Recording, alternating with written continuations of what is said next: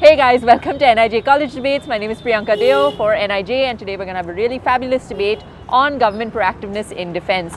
We're going to have this debate with three fabulous debaters, and I'm going to let them introduce themselves. Hi, my name is Akshay. I study history at Hindu College. Okay, and next. Hi, my name is Nandini Pillai and I study history at Hindu College.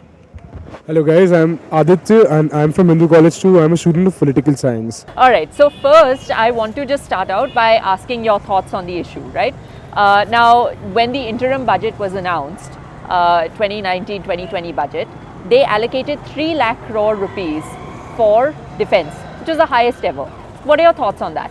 I do agree with the Prime Minister when he says that, आज हमें Rafale की सबसे ज़्यादा ज़रूरत महसूस हो रही है.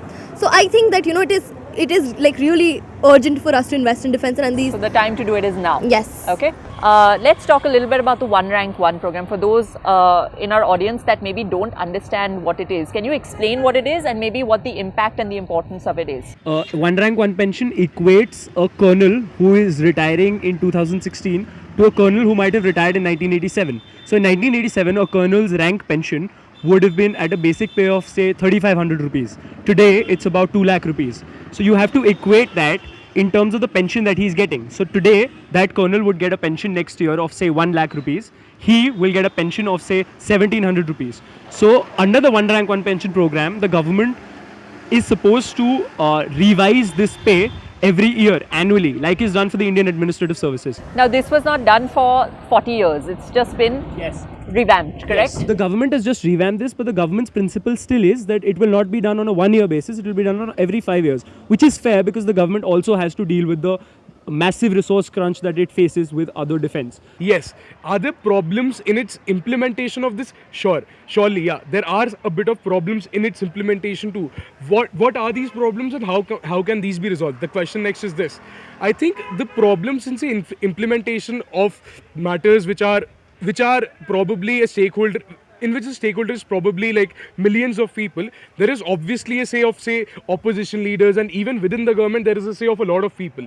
In that, the point then is this: do you actually say take out plans and do you actually make policies only when the government wants to do that, or first do you also get into say talks and discussions with the oppositions, with other people, with stakeholders like generals, retired generals, and in that you try to come to a say compromise, to a dialogue in which you come to a compromise that okay, we'll do this, except you will also have to do this. In that, I think the government now needs to make sure that it doesn't just let people protest at Jantar Mantar. It goes ahead, it talks to them, and in doing so, it tells them its problems so that those people also understand it. Because even after the OROP was sanctioned, the people did understand that okay, it's our job that take hum log ko area, okay, so that we are getting areas for only 2 years, not more than that, except okay, we understand that the government cannot pay too. So it isn't like the army personnel aren't ready to understand, except it's your prerogative to go ahead and make them explain. It's your prerogative to go ahead and say have discussions with them. You cannot just ignore them and let them say protest at Jantar Mantar. There does seem to be a lot of dialogue between the PM and the armed forces.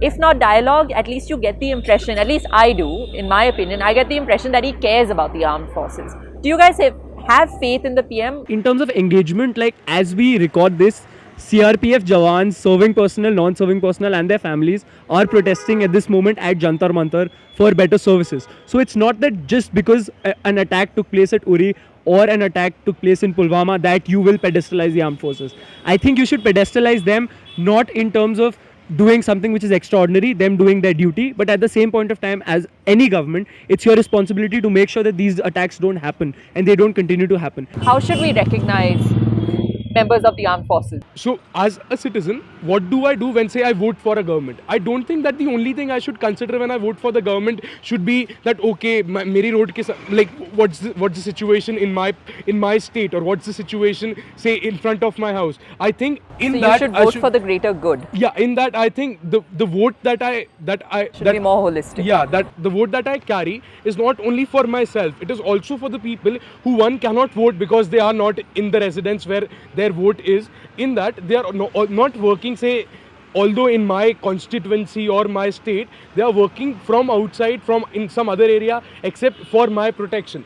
In that I have to make sure that if they are doing something and not being able to do and not having a privilege which I have to make sure that I also have this duty towards them. I think as citizens we have to look at the government not as suspiciously as we do in terms of looking at the government and saying that it is the government, it is absolutely corrupt.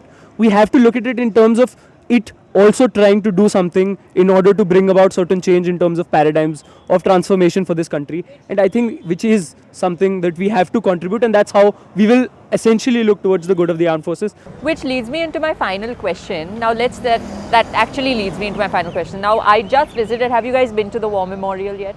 Okay, so it is pretty impressive. Now I have been to multiple war memorials, and this by far has been, I'm not even kidding, it's huge inside. There's a lot of significance. They had a worldwide competition where the best design won, and every circle kind of has a meaning to it as you go in, and there's multiple aspects to it. They have another garden with people who have won medals and things like that. This is something, India never had a war memorial before. Every other country that I have been to has had a war memorial, whether it's big or whether it's small. I think the significance of it is the most meaningful thing. We finally have one under this government. What are your thoughts on that? And I'm really happy that this war memorial has been built, because it is not a way of, say, glorifying war, but it glorifies the sacrifices that the people had made during these wars, right? So I think that it is like a fair decision for the government to have such a war memorial in existence. Give me one sentence as a summary of the debate. I think that the government is doing a fair job in terms of defense, but it has a long way to go, and successive governments will have long ways to go to ensure security of this country. Do you have faith that this government will actually eventually, because it's just been 5 years, right? So I think this, in my opinion, I think the start that they've made is actually fantastic. It's a lot more than previous governments have done. I think it's a lot more than previous governments have done, because literally nothing was done in the past is another perspective to this. So is this sort of tokenism before elections justified to that regard? Sure, because it can provide an actual start, but it has to be, if they elected in the next 5 years, consistent 5 years of approach, not just 1 year of pre-election approach. I do think that this government has been fairly more active than the previous governments in terms of, say, being more preemptive and being more active in, in terms of defense. However, I do feel ki, like, considering the status quo, considering how we're facing, the situation of a war with our neighbors, we're facing, we're literally surrounded by, so many enemy nations at this point of time. So I think it is like the need of the hour for the government to be as active, to be as preemptive in its, nature in terms of defense as possible. Do you have faith that this government will do that versus whoever else you have to vote for later, considering you are an 18-year-old voter?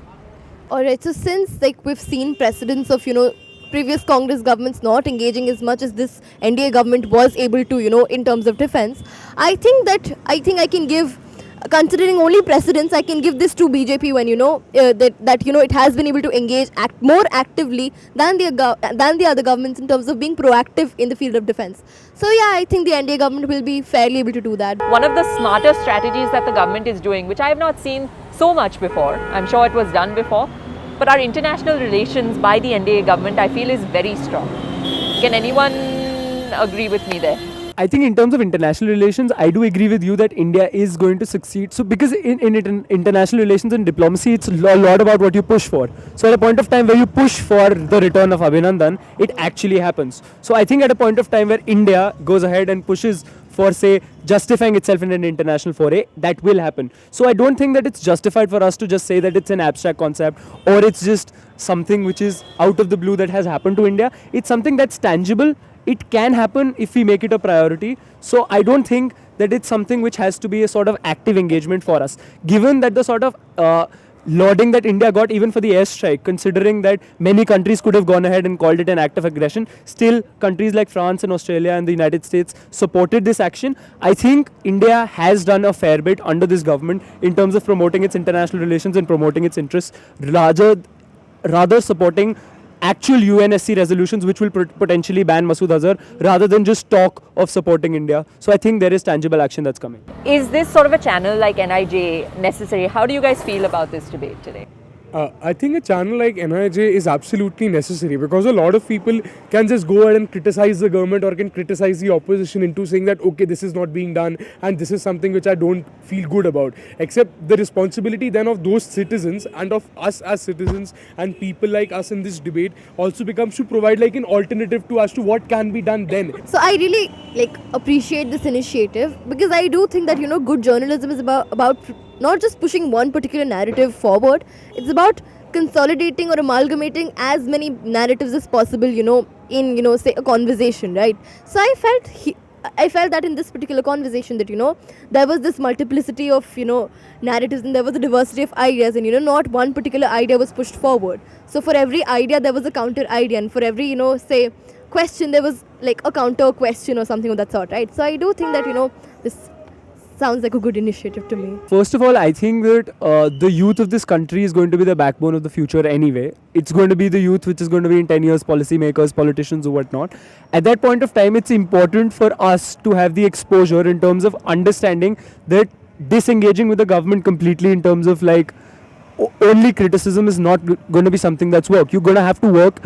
Why should you work outside of the system? Why should you go to a country abroad and say work on an election campaign there where you can constructively work from within the government in India and effect substantial change? It's not just armchair debates or armchair conversations where you can just criticize the government ye nahi karti, wo nahi karti. It's important for the youth to engage on platforms like this and engage more people in terms of letting a conversation happen for many people to engage with the government constructively, and I think that's where NIJ plays a very positive role. NIJ is brilliant!